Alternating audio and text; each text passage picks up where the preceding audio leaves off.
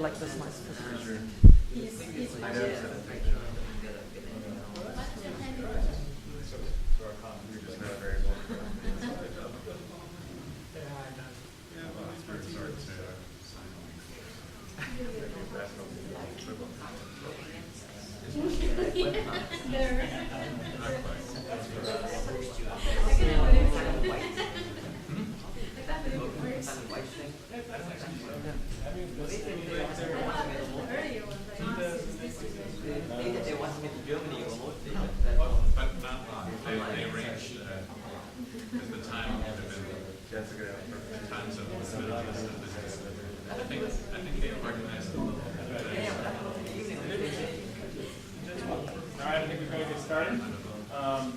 So today we have Harald Pfeiffer visiting from Caltech.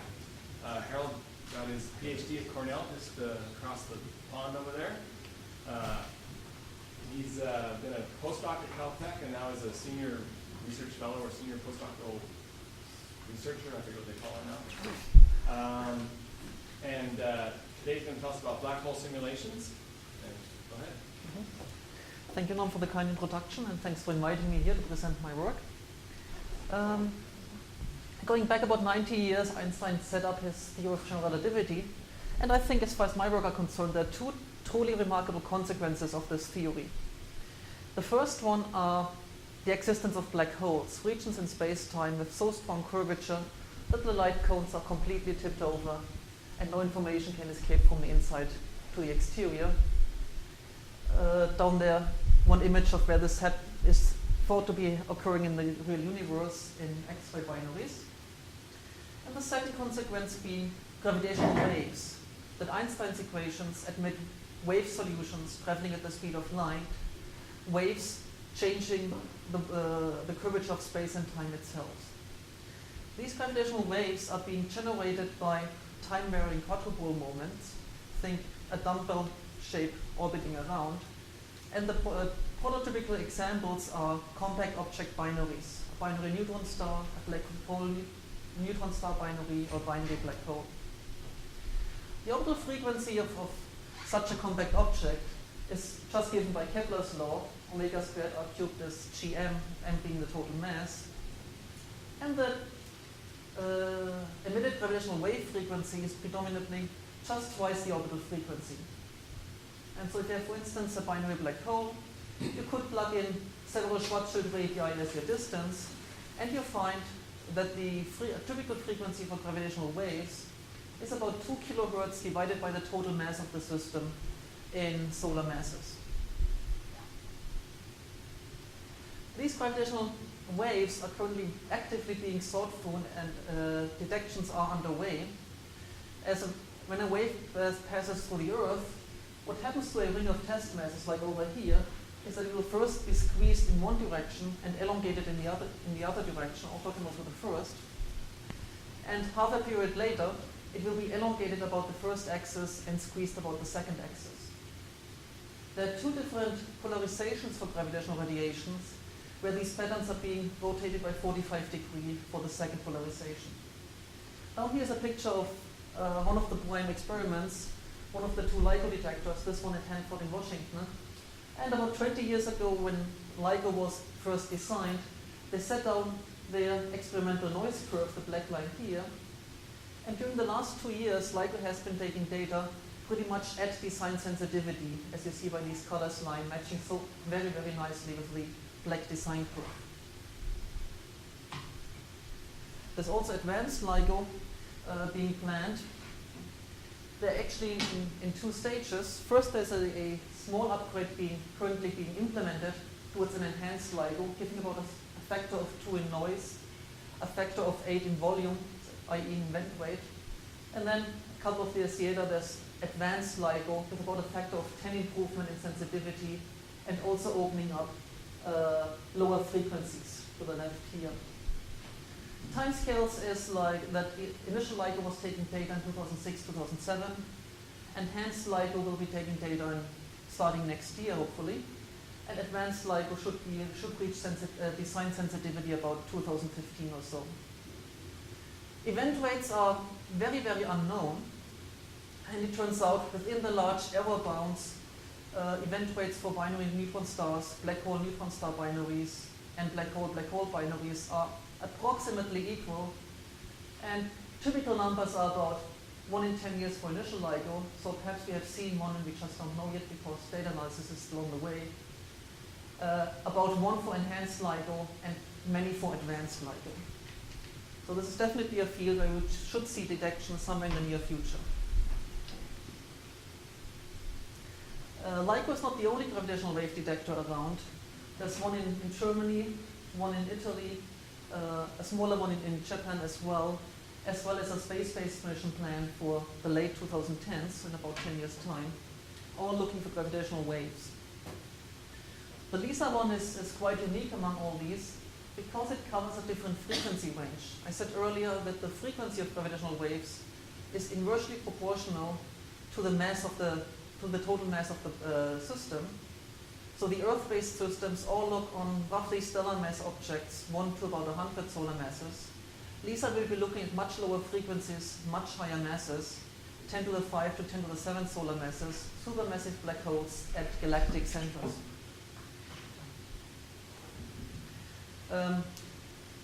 Despite all these quite amazing success of LIGO and these tremendous sensitivities being reached, nevertheless, gravitational waves are extremely weak signals, and the only way to find them in the noisy detector output is to do a cross-correlation, where you correlate the measured signal with the expected waveform. So here, for instance, as an illustration, I've put down a signal and an identical template on top of it. And so if you now multiply these two with each other, you find a always positive curve down here, which is pretty much to see on this projector. And because it's always positive, integrating over it will accumulate signal to noise. In contrast, the detector noise, if you multiply that by the template, then and integrate over time, it will average out to 0. This approach is very crucial to the phasing of the template. Here's the template a little bit off. I've changed the mass by 1%. And initially, you still accumulate signal to noise, but later on, there's a region where there's destructive interference between signal and template, and you're actually obliterating all signal you might have accumulated earlier. So the phasing is crucial, and it turns out that in general, to exploit LIGO optimally, you need a phase accuracy of about 1 over the signal to noise ratio. And the expected signal to noise ratio for advanced LIGO is on the order of 8 to 50, and so we are talking about phase accuracies of perhaps a few hundredths of a radian over however many cycles of the waveform are within the LIGO frequency band. Let me now specialize to, so far the discussion was general for any type of source, essentially. Let me now talk a little bit about binary black holes. In binary black holes, yeah. How much of the total signal that you would expect in the optimal case comes from the first part that works versus the second part? That's an excellent question. That depends a lot on the mass of the binary. Because if you change the mass of the binary, you're changing all the frequencies up and down, and so you're moving the sweet spot of LIGO, where the detection sensitivity is highest, into a different regime of the binary inspiral. For very light objects like binary neutron stars, only the early inspiral is important.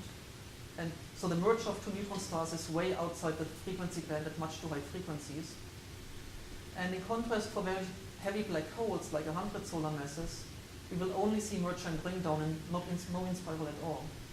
And in between, somewhere around 20-ish or so solar masses, both the late inspiral and merger ring tone contribute significantly. Even in that case, the 20 case, where the merger is right in your sweet spot, in that case, what fraction of the signal comes from the merger part? So when the merger is right in the sweet spot, I guess about 90% or so. 90% of the signal comes from the... Because the merger is in the sweet spot and it has highest amplitude. If you go to somewhat smaller masses, no. If you go to somewhat higher masses, the late inspiral moves to the sweet spot. And the merger is in a regime where the instrument is no longer as sensitive, And so it might very well be that 40, 50, or even 80% of the signal are accumulated during the in-spiral. How, when you say merger, I mean, how many kind of orbital, like, times do you need it? I use this roughly for about 1 or 2 orbits before merger as well. So the last 1 or 2 orbits, And then the merger itself, which And the lasts merger for itself, another, which also a lasts- few orbits. which lasts for less than 1 orbit actually. It's amazing that you can it's get very, 90% very of the signal in less Yep. than 1 orbit, yeah. So a black hole binary proceeds through 3 stages. There's an in-spiral phase, a merger phase, and a ring-down phase. And for each of these phases, there are different tools available to actually compute the waveform necessary to do the templates. For the early in-spiral, when the velocities are small, one can use a perturbative expansion in V over C, so-called post-Newtonian expansion. As the velocities becomes large, this expansion becomes unreliable, and one needs to switch over to numerical simulations. The merger itself is very dynamical and nonlinear. It has to be done numerically. And the ring down could in principle be done with black hole perturbation theory. But if you have a code that can handle the merger, you can just keep on running it and do the ring down as well. And so there's at least 2 tasks for numerical relativity here.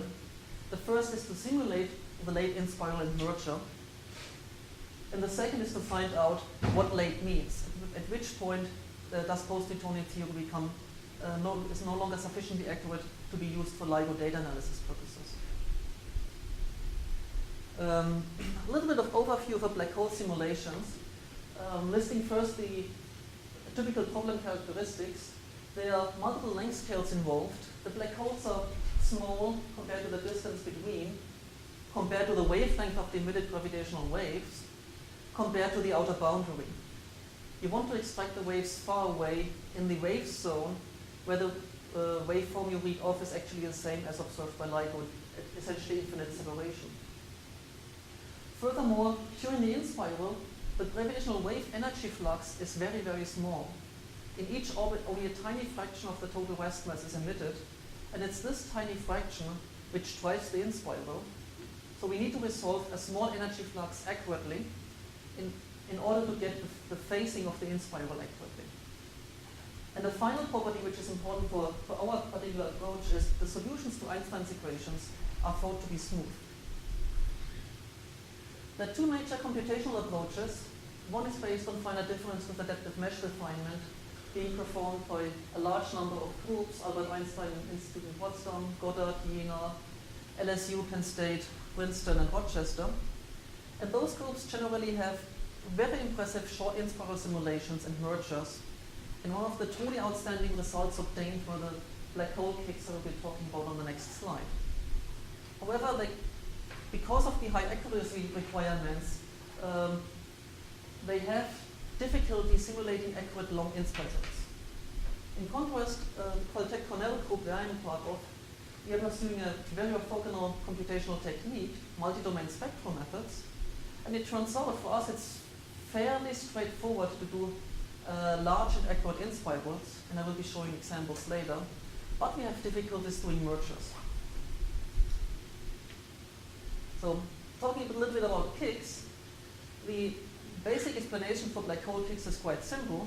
If you start out with an asymmetric black hole binary, say a heavy and a light one, then you typically end up getting anisotropic gravitational wave emission, ending up in a net linear momentum radiated to infinity, and by momentum conservation giving you a boost, a kick of the black hole in the opposite direction. For non-spinning black holes, this has been computed in 2006-2007 by the Jena group, where he has plotted the kick velocity as a function of the symmetrized mass ratio. Over here is the equal mass case with 0 kick, and the maximum kick is obtained by about a mass ratio of 1 to 3 with about 160 or 170 kilometers per second. More recently, black hole super kicks of spinning black holes have received a lot of attention.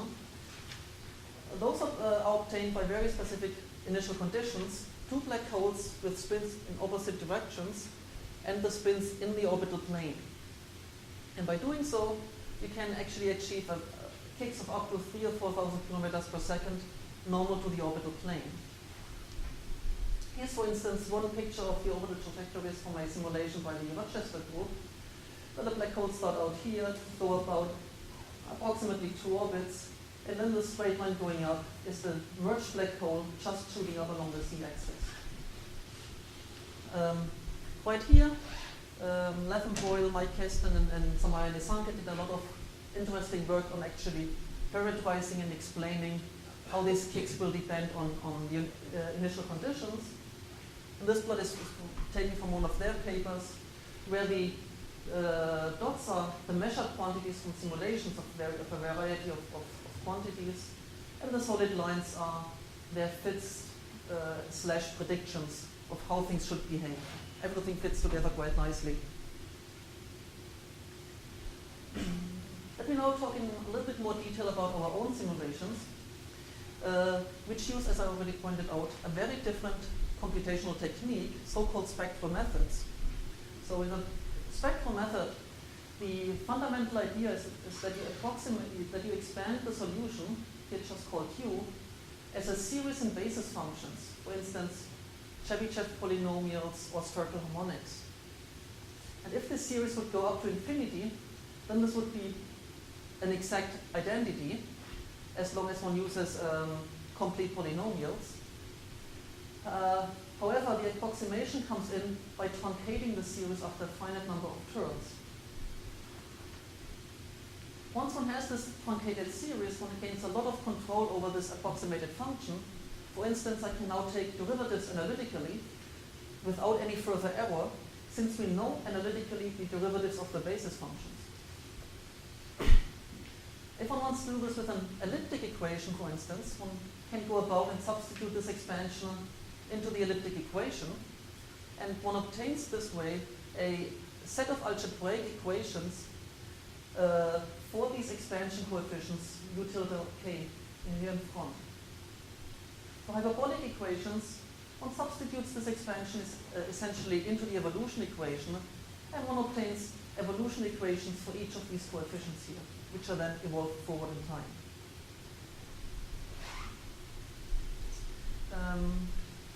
These expansions and basis functions are only possible for very simple computational domains, like a spherical shell or a cube. In order to cover more complicated computational domains, like a binary black hole, when we want to excise the interior of each of the black holes, we resort to a domain decomposition approach, where we use many subdomains. Each one has its own set of basis functions, and each one has its own set of spectral coefficients. Here's one example.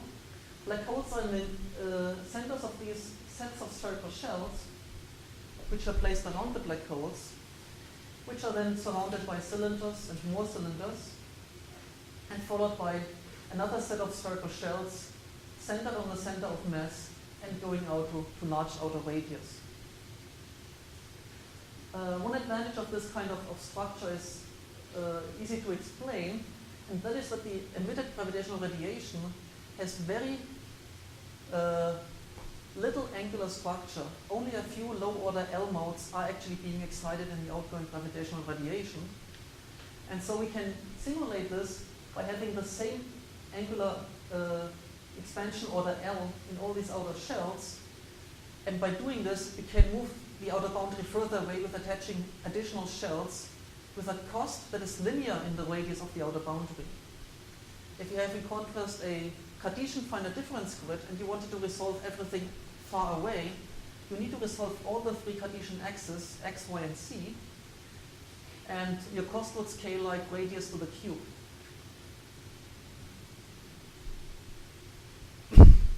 The fundamental reason we go through all of these effort in using spectral methods and doing domain decomposition lies in the simple statement that if your solution is smooth, spectral methods usually give exponential convergence.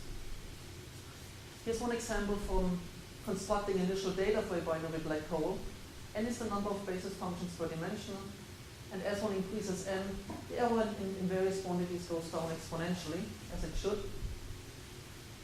Here's another example of this, where I'm comparing against the finite difference code and plotting error versus computational cost.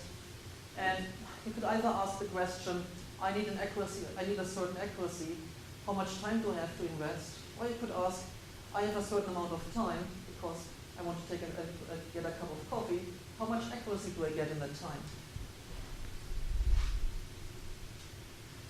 Okay, having talked about the computational methods, I'd now like to turn to the equations we're actually solving and give at least a little bit of flavor of how one goes about solving Einstein's equations, which so far I haven't written down at all. So Einstein's equations determine the geometry of space-time, i.e. a space-time metric GAE as a function of matter that is in the space-time. Black holes are vacuum solutions, so there is no matter, and the left-hand side of Einstein's equations is 0. And Einstein's equations reduce to requiring that the Ricci tensor of the metric must vanish. So this Ricci tensor is a rather complicated differential operator acting on the metric. If you write this out in a little bit more detail, you find two types of second-order derivative terms. The first one is a wave operator acting on each component of the metric separately. Wave operators are nice. Everybody knows how to solve them from electrodynamics, from mechanics, from everywhere. So this term is perfectly nice and well behaved. But there's a second term containing a gradient of certain Christoffel symbols. And that term destroys any type of mathematical structure of Einstein's equations in the way I've written it down here. So this equation here is neither elliptic nor hyperbolic nor of any known mathematical type. One solution for that was known since the 1920s, and that starts out by recognizing that these Christoffel symbols here are just a wave operator acting on the coordinates itself. So in Einstein's equations, we have the freedom to choose coordinates however we like, and if we choose the coordinates such that box of x equals 0, then the gamma is 0, this term drops out, and we end up having a nice wave equation acting on the metric, and all is actually much better behaved. A couple of years ago, Pretorius has generalized this to so-called generalized harmonic coordinates, where you no longer put 0 on the right-hand side here, but a known function h. If h is a known function, well, then the gammas are a known function, and this term reduces to a derivative of a known function, which again doesn't pose any problem. However, there's no free lunch, and since we have just used the assumption that this equation is satisfied to simplify our equations, we better make sure that assumption is indeed satisfied during the evolution. So what we have done is we have introduced a new constraint that h indeed is equal to a box of x. And so the final breakthrough of Pretorius about 3 years ago was to implement a scheme to actually enforce this constraint. And we did this by adding a new term to our evolution equations, the red term here, which has two properties. The first is, if the constraints are satisfied, if the c's are 0, this square bracket vanishes, and the solutions of the new equation, that is actually numerically solved, are identical to the solutions of Einstein's equations. If the constraints happen to be non-zero, for instance by round-off error or some other numerical problem, then it turns out this particular structure of this term drives the constraints down to 0 exponentially. So this term is constraint damping. And putting in this term, everything began suddenly to work.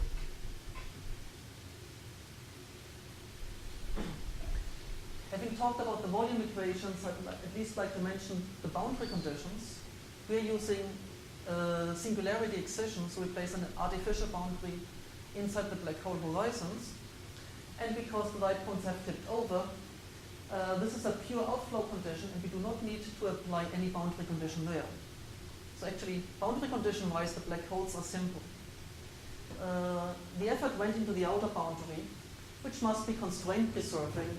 It must be transparent to outgoing gravitational waves. We don't want to have them reflected back. And you also don't want to have any incoming gravitational radiation at all. And putting these into the code too, we can finally begin evolving binaries. And here's one example of what we find if we do so. We start with a binary in a circular orbit about each other. And if you look at the proper separation of the binary, it first starts out pretty constant, then drops in and bounces back and drops in. Radial velocity starts at 0 and oscillates up and down. So as it turns out, our quasi-circular initial data was actually too good in the sense that it really did not put any radial velocity into the initial data, and we are seeing the consequences of neglecting radial velocity. How do you know that that's not the consequences of the, when you say the proper separation as with respect to some This is a good question. Similar behavior can be observed in a variety of quantities, including the frequency of the emitted gravitational radiation. So you can also see similar effects of oscillations consistently with this directly in the gravitational radiation far away. At infinity, yes. But luckily we can now go back, analyze these kind of plots, and correct the initial data to remove this eccentricity in some iterative fashion. And after 2 levels of eccentricity removal, even the radial velocity, it's pretty hard to see any variations anymore. The eccentricity went down from about 1% to about 5 times 10 to the 5. The reason we want low eccentricity is that during the in-spiral, as the compact binary object spirals together, eccentricity is radiated away more rapidly than the energy. So during the in-spiral, the orbit becomes more and more circular. And one expects at the time the black holes are close to each other, eccentricities of the order of 10 to the minus 6 or so. Here's another example of how much nicer the low eccentricity initial data actually looks. So here's an evolution of a plot of the orbital trajectories. For the eccentric evolution, the lines cross each other and look rather nasty. For the non-eccentric one, we get this perfectly nice spiral pattern, going in this case to about 16 orbits before the common horizon forms and the 2 black holes have merged to 1.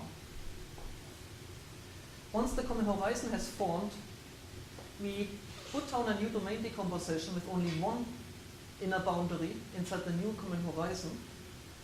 This is indicated here.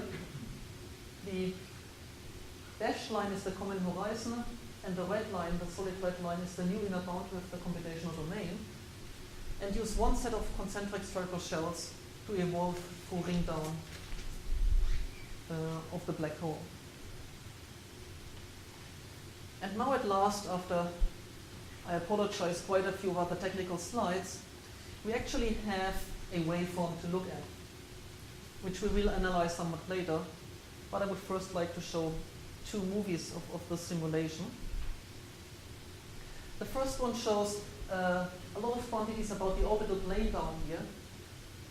The height of the surface is the curvature of the spatial geometry. The color coding is the lapse function, the local rate of flow of time. Time is slowed down close to each black hole. And the arrows denote the shift, the tracking of space around with the black holes. Now the black holes merge, you see the inner horizon and the outer horizon. And now the black hole rings down to a steady state. In case you wonder, the movie stopped for a short while right when the common horizon forms. In reality, it wouldn't do this. And also the ring down actually is slowed down by a factor of 4. Merge and ring down are extremely short compared to the overall waveform. You can see this down here. Merger covers this little piece here, and the ring down is all the rest before. So just a quick kind of intuition question. So you were saying that in the ideal case, like 90% of the signal would come from that little bit all the way at the right end of your screen. It seems that the amplitude isn't that much higher, and that, I guess, I mean, the frequency is not evolving so slowly during the other part. I just don't have a lot of intuition why this is true. Yes, so this comes about because of 2 reasons. First, the energy flux is actually proportional to h dot, not h. And so by taking the dot, you're multiplying by frequency, which is much shorter here than over there. And second, it also comes about by the vastly superior noise properties of the detector right at the sweet spot. Okay. The plot is it's a log scale with several 10 orders of magnitude on the y-axis. Okay, so it's very sensitive to having that thing sit right on the sweet spot. Okay. Here's another somewhat older movie showing the gravitational radiation. Oops.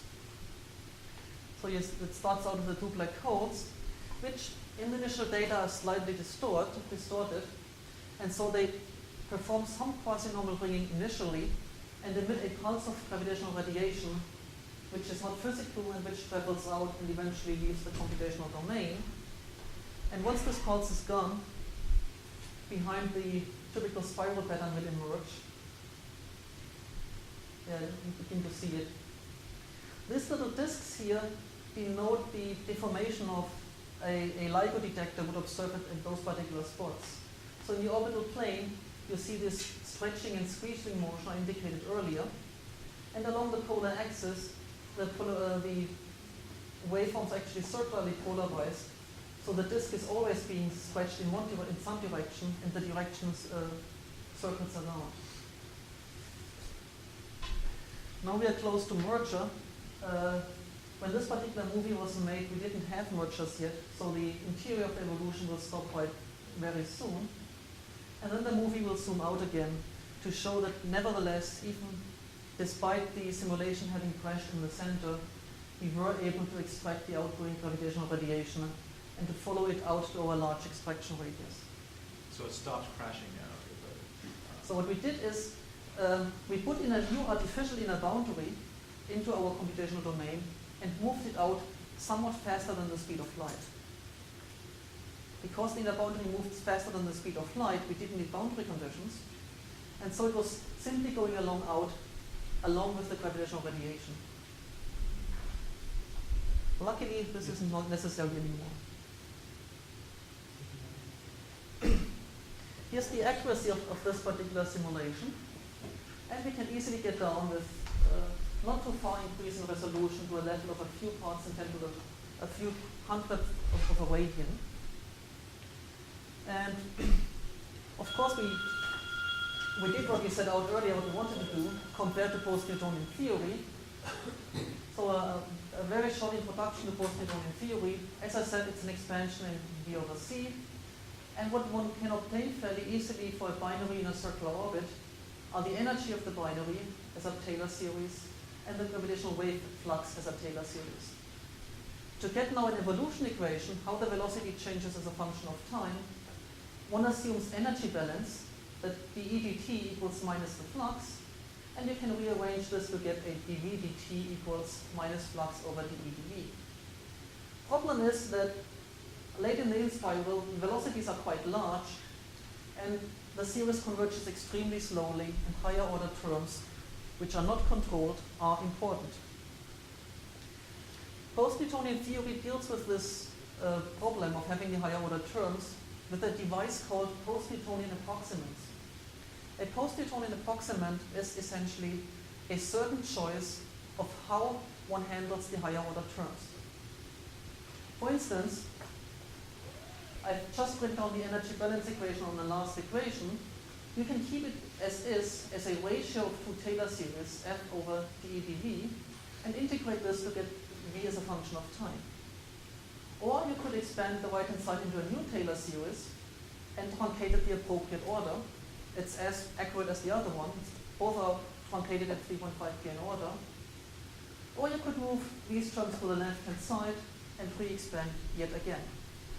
All these methods can be found in the literature. They go under certain names. And so now we have a couple of these to compare our numerical simulations against. What we are doing is we align post-Newtonian waveforms in numerical relativity about 20 cycles before merger, and then simply compare the phase difference between post-Newtonian and numerical relativity at later times and at earlier times. The different curves here are the four different post-Newtonian approximants I just described you can obtain by playing different games with the energy balance equations. So at second post-Newtonian order, life is bad, of course goes to merger, but also at earlier times. If I increase the post-Newtonian order, you will notice that the early part begins better and better to agree, and at 3.5th order, we have essentially total agreement in the first 10 gravitational wave cycles here to within our numerical error. So this is an important verification that our code actually works. However, at late times, still everything goes pretty bad, and post-Newtonian theory is not really usable. If you knew that this particular green line actually would match perfectly as good as it does, you could have used it to predict your waveform. So this green line here is one of the post-Newtonian waveforms, which perfectly matches the numerical waveform all the way up to very close to merger.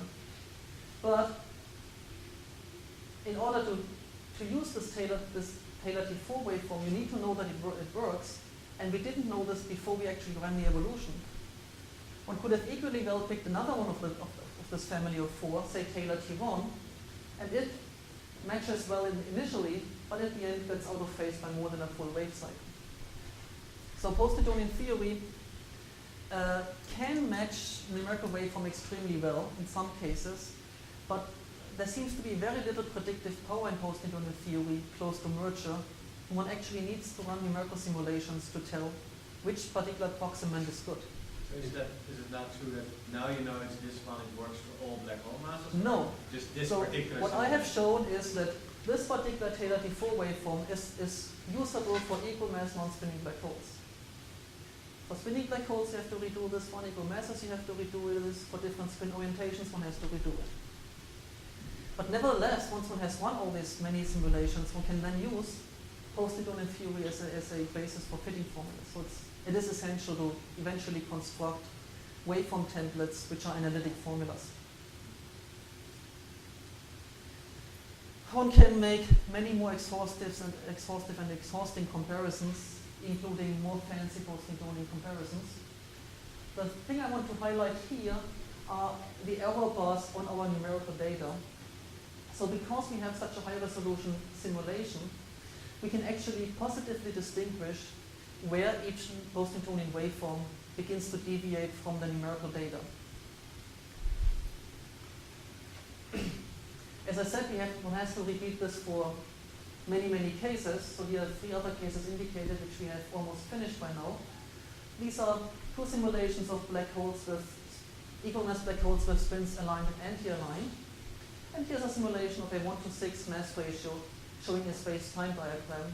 The big black hole going about a small circle, and the little black hole, which is hard to see, going around on a big circle. So more results are coming out soon about these.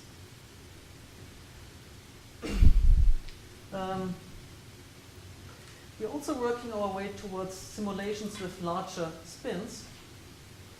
It turns out there are astronomical observations suggesting that there might be black holes with spins of 0.98 or 0.99 even. But unfortunately, the current black hole initial data we and everybody else is using can only do spins up to 0.93. And anything about 0.8-ish or so is really quite painful. So even getting to 0.93 is quite painful. So together with what started out as 2 Caltech graduate students, Geoffrey Loftus and Rob Owen, who now moved to Cornell as postdocs, as well as Tony Chu, we began looking at this and cooking up new initial data. And as we were increasing the 3 parameter in the initial data, which should roughly correspond to spin, we indeed found that we could generate black holes with higher and higher spins, all the way up to precisely 1, and then dropping down again. Interesting, we thought. So we began looking at other parameters. One interesting parameter to look at is the ratio of black hole spin to its irreducible mass squared. That number is interesting because it turns out to be always less than unity for Kerr black holes. And so we computed this for our black holes, and it turns out our number heavily increases. It hits 1 precisely at this point here, where the spin is equal to unity, and it keeps on growing. So we were really excited for some time because we thought we might have a super extreme black hole discovered. Unfortunately, nature was not so kind, and what happened is that we in fact constructed black holes that have two horizons. For low spins, there was only one horizon. For sufficiently high spins, a second horizon popped up and began moving further away from the inner horizon. And what we had been doing is we were looking at the inner horizon here and computing spin of this inner horizon. But even for a plain old Kerr black hole, the spin of the inner horizon can easily be bigger than unity. And so we have rediscovered this in binary black hole initial data.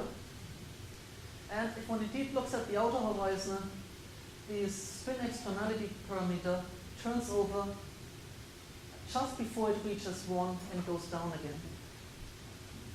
And the spin as well turns over just before it reaches 1 and doesn't go above 1. So unfortunately no super extremal black holes, but nevertheless we have now black hole initial data with spins as large as 0.9998. So and we're trying to evolve these right now and hope to have results in the not too distant future. So I was going to say, because you haven't evolved them, I guess you don't know yet whether there's less chunk radiation associated. We have evolved them and there's significantly less chunk radiation. So for the traditional puncture data, if you start with a spin of 0.98, it drops to 0.95. And that's where the 0.93 limit comes from. For these initial data sets, we have evolved a 0.97 one, and it goes from 0.9701 to 0.9700. So it drops, the drop is about a factor 100 less than for puncture data. Very good question, by the way. And have you done like 0.3 and you know that you expect it to continue to behave significantly better all the way down, or do they kind of converge to one another? That's a good question. Actually, a good idea to do. No, we haven't done this.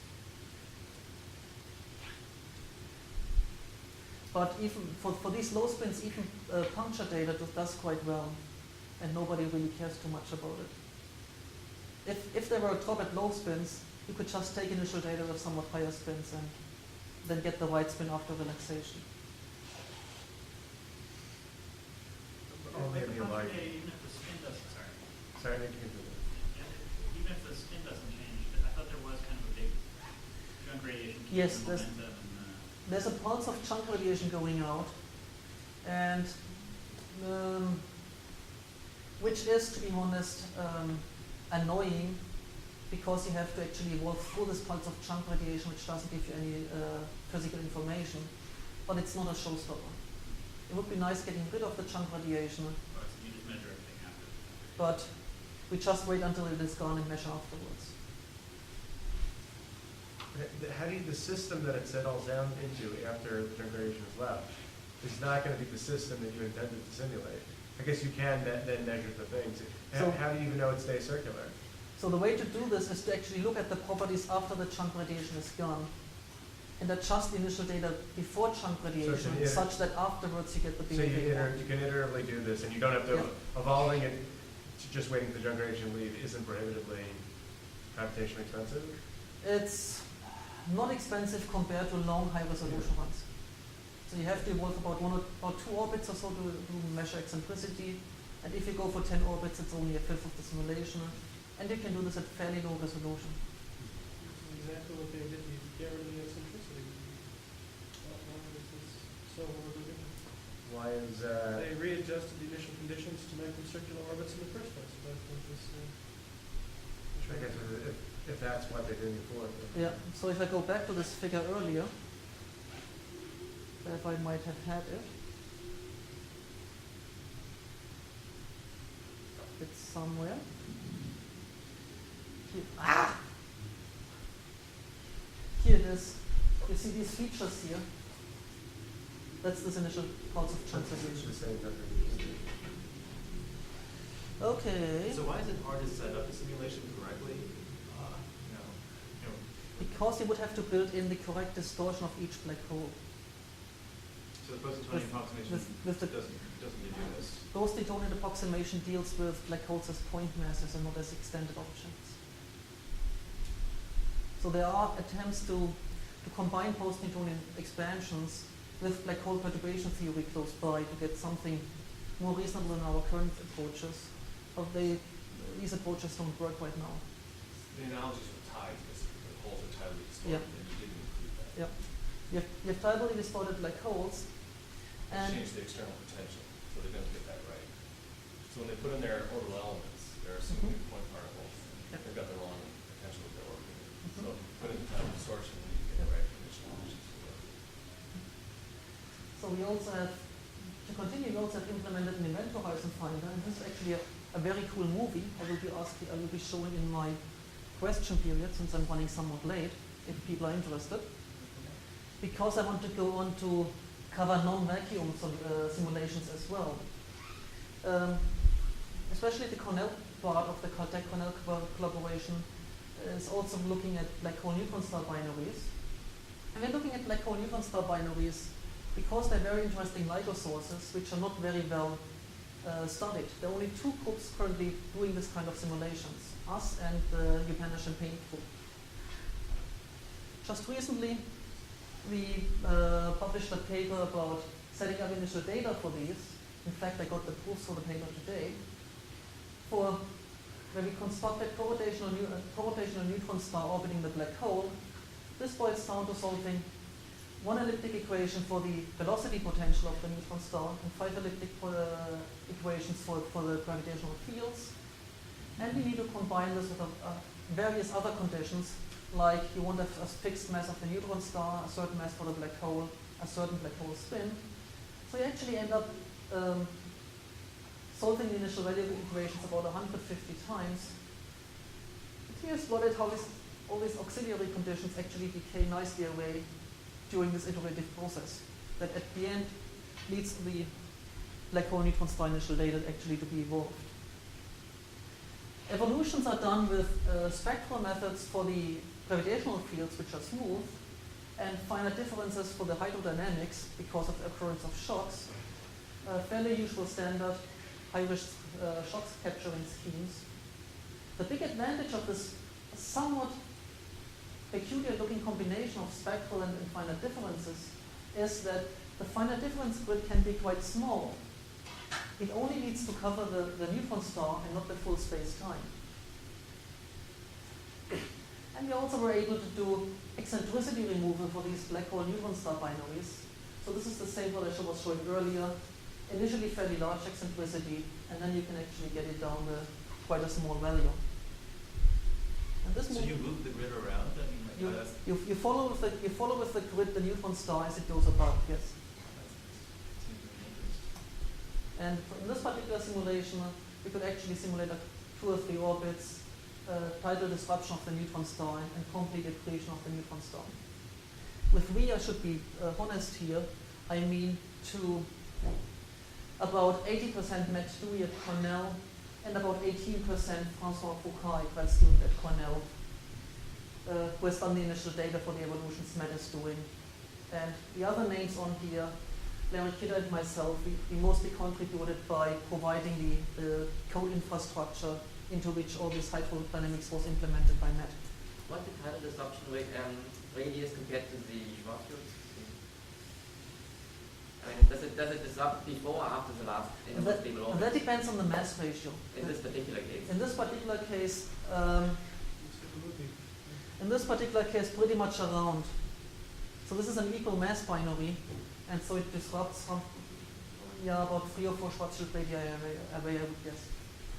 But if it's a critical balance, but if it disrupts before the last innermost stable orbit, then you might expect an accretion disk to persist for a long time. Yep. Due to a viscous time scale, whereas of course inside it doesn't matter at all whether you disrupt it or not. Yeah, so well, for this particular case, there hasn't been any. But of course you need many, many more simulations to scope this out. Also, I believe Matt has chosen a rather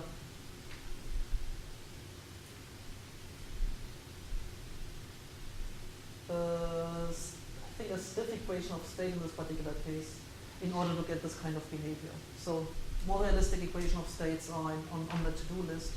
And in particular, the next thing on the to-do list are actually spinning black holes and colliding neutron stars with spinning black holes. That would be tremendous. statement, right? And then instruction numbers will change. So, in response to questions from Dick Bond I got last week at Caltech, I decided to talk about a very old project I started with. I did with Andrew McFadden and Roger Blanford in 2004, where we looked at force-free relativistic electrodynamics. So to explain what this actually means, in neutron star magnetospheres or black hole magnetospheres, the energy density in the magnetic field is usually far, far larger than the rest mass density of the matter. And in that approximation, we can take the usual E&M equation and disregard the matter terms on the right-hand side here, and simply set the Lorentz force equal to 0. So 0 force is where the name force-free approximation comes from. And so you now have this equation here, rho eta plus j cos phi equals 0. And it turns out you can take this equation, combine it with Maxwell's equation, and actually solve for the current. And you get the currents of rather funky-looking combinations of E and B fields. And what's going on in this approximation is that the matter is completely eliminated from the system now. Its only role is to supply as much charges as the E and B field would like to have to satisfy the force-free condition. Substituting this current back into Maxwell's equations, one thus obtains a closed system just for E and B. And this force-free approximation underlies the Blanford-Knight mechanism, which is still thought to be a possible source for the energy emission and jets in active galactic nuclei, for instance. And to get the Blanford-Knight mechanism, Blanford and Knight assumed several things. First of all, force-free. They assumed the steady state and axisymmetry to simplify the problem, and they assumed the presence of a magnetic field. If you put all these together, quite generally you will find that there's an energy flux towards infinity that carries away energy and angular momentum. Thus it will extract rotational energy of the black hole and move it off to infinity. And so the questions we were interested in when we started this project was whether the Blanford-Knight mechanism is stable to perturbations, whether when one actually does a force-free simulation starting with some other initial conditions, it will be attracted to the Blanford-Knight solution. So to put in a few words, whether Blanford-Knight actually works robustly over long periods of time. And to explore this, one needs to do three-dimensional time-dependent evolutions, the 3D to examine whether or not axisymmetry is an important assumption in there. And so we started doing some calculations generalizing earlier ones of Komisarov in 2D. And I actually went as far as coding the system, deriving good outer boundary conditions with outer reflections, and running a curved black hole with a magnetic monopole on top of it. So here's the initial data. Time equals 0, you see the orbital plane with magnetic field lines just radially out. And now during the evolution, the rotation of the curved black hole spins up the field lines and leads to a spiral structure in the orbital plane. And along the poles, it leads to a structure which kind of looks like a jet. All of this looks quite nice, and the end result is actually nice and stable, as can be seen here. So here I'm plotting the YLM decomposition of the energy density all the way up to L equal 19. So what's plotted here is 400 different modes. And you see that you have even L, N equals 0 modes being excited. Those are the ones that actually should be present for axisymmetric up-down symmetric solutions. And all the other modes are happily living down here in this layer of numerical round-off. And they stay, they are non-zero, but they stay at round of it, and not a single one of these modes grows. So it very much appears that at least for a curved black hole with a magnetic monopole on top of it, Blanford-Knight will work robustly, stably, and fine. Unfortunately, somewhere around that time, then the black hole simulations began to finally work, and this project was put aside in favor of doing black holes and LIGO gravitational wave science. So, to summarize, I've talked about quite a few topics in here, starting out with gravitational wave detectors, then covered somewhat our evolution code, presented a comparison between post-Newtonian theory and numerical relativity, where at least right now my judgment is that post-Newtonian theory is not really usable in the interesting regime because it is breaking down and lacks predictive power. And finally, I brought some examples of non-vacuum solutions. Thank you.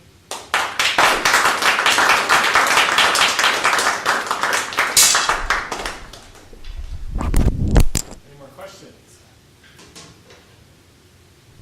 Did we see that cool movie?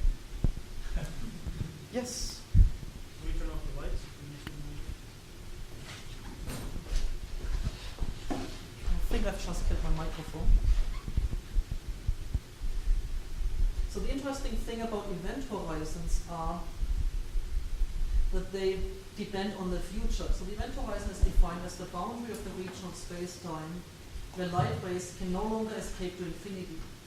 So to compute it, you actually need to have run the full simulation to the end and then shoot light rays backward in time from the future and see how they approach the event horizon backwards in time. So what this movie shows is the head-on collision of two black holes. Time is going up, space is in the horizontal plane. The blue line are null geodesics already on the horizon from horizon generators. The red lines are null geodesics which enter the horizon during the merger.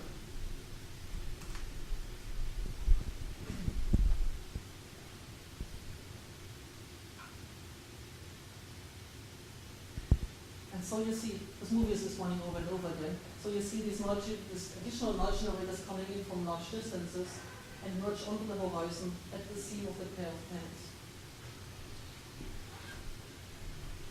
And one property here that we were actually quite surprised about when we saw it is that apparently not all of these null generators that enter the horizon come from infinity.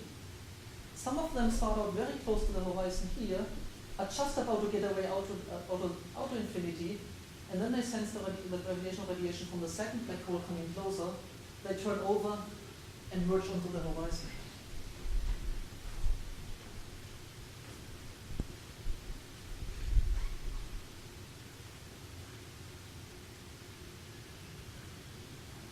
Is this different from the simulations Larry Smart did in the early days? I mean, it's in a head-on collision, isn't that Yeah. a while back? So this particular one is precisely the same as in the early days because this is a head-on collision. And this is a test case we use right now to test the event horizon finder. But our techniques are independent of having axis symmetry or not, so we should be able to use the same techniques on the binary black hole merger.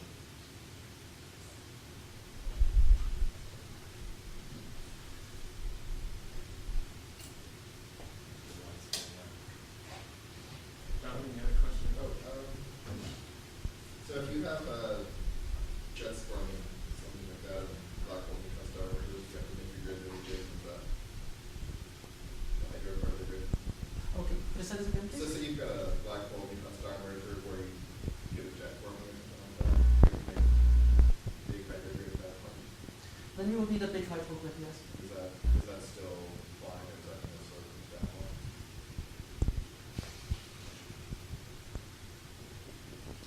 I would guess what we would need then would be adaptive mesh refinement in the hydro part, which is on the to-do list but isn't implemented yet. So, which is on the to-do list as well as many other things, but it isn't implemented yet. So these simulations have uniform hydro grids. And Maybe. So what was the big breakthrough that finally made it possible for you to evolve mergers and beyond? for us or for you? For us. Coordinate conditions, gauge conditions. So it turns out that with the gauge conditions we used during the in-spiral phase, they work beautifully, terrifically. But what happens is that epsilon actually pretty much simultaneously with the formation of the common horizon, a coordinate singularity forms very close to the common horizon. And because everything happened at the same time, it was very hard to diagnose what is going on. And changing the gauge conditions around, using different H functions finally allowed us to go further through merger far enough until we could excise the interior. So the new gauge conditions are called the shift-eating gauge. What they do is they reduce the shift to a smaller value. And what this causes is that it causes the coordinate points to fall into the black hole. And so in the coordinate space, it appears like the black hole is expanding. And it turns out the coordinate singularity stays at the same point. So the expanding black hole in coordinate space actually eats up the coordinate singularities.